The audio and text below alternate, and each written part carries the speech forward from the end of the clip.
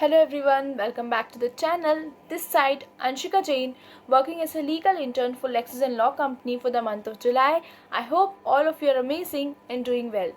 So today I am back with a new topic for the discussion. Today will be regarding the Article 14, which talks about right to equality. So this right is very important right for every individual, for every citizen of India. So let's discuss it and analyze in detail how this right empowers the citizens of India, the basic right, that is right to equality. So let's begin. So the framers of the Indian Constitution, they included a provision for people's equality because every human being is considered and born with the equal rights. Article 14 is one of the most important provisions in the Indian Constitution, and it creates the golden triangle of the Constitution that between alongside the Article 19 and Article 21. So Article 19 talks about freedom of speech and expression, and Article 21 which talks about right to life. So this right is particularly essential in India because there will always be a huge socio-economic divide. Persons have been discriminated against because of their gender or religion. Therefore, Article 14 was added to the Constitution to address these disparities and ensure that all people are afforded equal rights under the law. Now let's see what is actually Article 14. So Article 14 states that the state cannot refuse anybody in India equality before the law or equal protection under the law. The phrase equality before the law is a negative idea, and the state has a responsibility to refrain from discriminating the acts. There are no special privileges granted to any specific group of individual under it, and everyone is subject to the same legal rules regardless of their status. As a result, no one is above the law and of the land, that is lex loci, and everyone must follow it.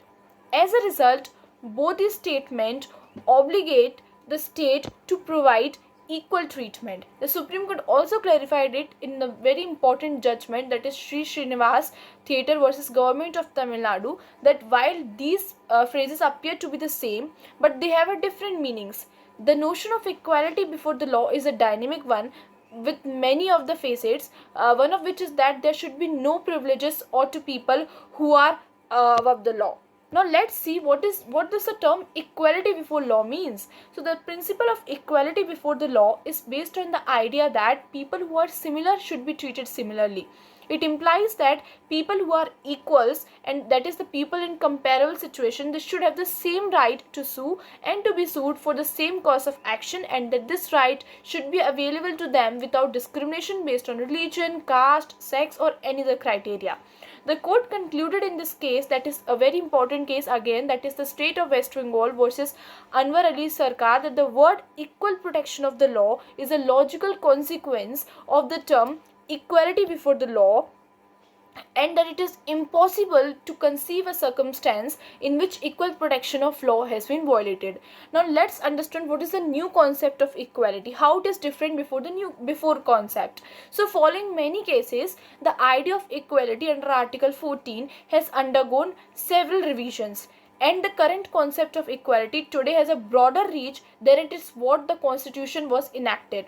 In the very important case, that is Air India versus Narges Mirza, an air hostess, she was required to resign from a job when she reached the age of 35, or if she married within 4 years of starting their job. So she became pregnant for the first time, whichever came first. The court determined that the terminating an air hostess employment on the basis of pregnancy was discriminatory, and also it is an unjustified justification for termination. So we can conclude that Article 14 of the Indian Constitution is one of the most significant article, since it is a part of the fundamental rights section under part 3 of the Indian Constitution. Also, Article 14, it guarantees equality to all individuals and prohibits discrimination based on various criteria like sex, caste, religion and other factors. Also says that Article 14 has two key important aspects, that is equality before the law and equal protection under the law, both of which are very vital for Indian Constitution. Also, the additional dimensions of Article 14 have been established by the courts, and the major aim of Article 14 is to eliminate any of the arbitrariness that may occur in the activities of the state. As a result, this article is now has a considerably broader reach than it is what the constitution was enacted. As a result, several judicial decisions have also been broadened within the scope of this article.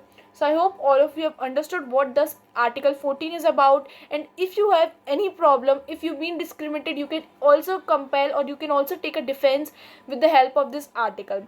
Thank you very much. If you have any of the doubt, any of the query, you want me to give more detailed analysis, so please feel free to comment in the comment section. Thank you very much. Always keep smiling.